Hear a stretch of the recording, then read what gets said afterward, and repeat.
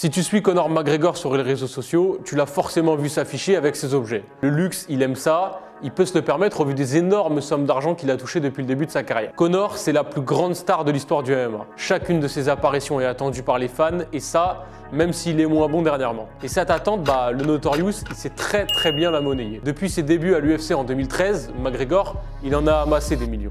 En 14 combats au sein de l'organisation, il a gagné à peu près 280 millions de dollars.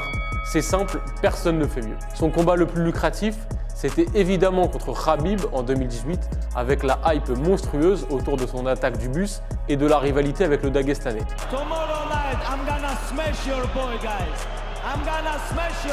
Conor, il a touché 50 millions en pénétrant juste dans l'octogone.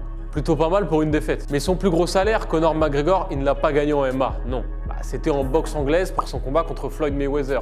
Dans ce combat du siècle, qui a tenu toutes ses promesses. Pour se montrer dans le ring, il était payé 30 millions. Mais c'est pas tout. Il touchait également un pourcentage sur les ventes de pay-per-view. Au total, il a ainsi gagné 100 millions de dollars pour son combat contre Floyd. À titre de comparaison, notre Cyril Gane national avait touché un peu plus d'1 million pour son combat contre Ngannou.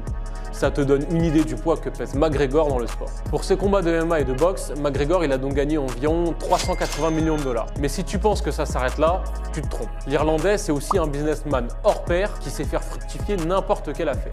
La preuve avec sa marque de whisky, le Proper 12. Lancé en 2018, ce whisky il est vite devenu un essentiel pour les fans de McGregor, mais aussi pour les amateurs de spiritueux. En faisant la promotion à chacune de ses conférences de presse, Conor il a rapidement fait fructifier son investissement. En 2021, il a décidé de revendre les parts de sa société pour la modique somme de 600 millions de dollars. Rien que ça.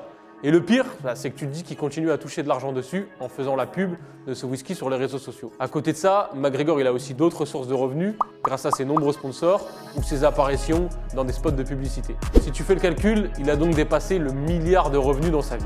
Et il ne devrait pas s'arrêter là. Avec son prochain combat à l'UFC contre Michael Chandler et des investissements bien sentis, sa fortune elle va continuer à augmenter. Encore et encore. Et peut-être qu'un jour, il pourra réaliser son rêve.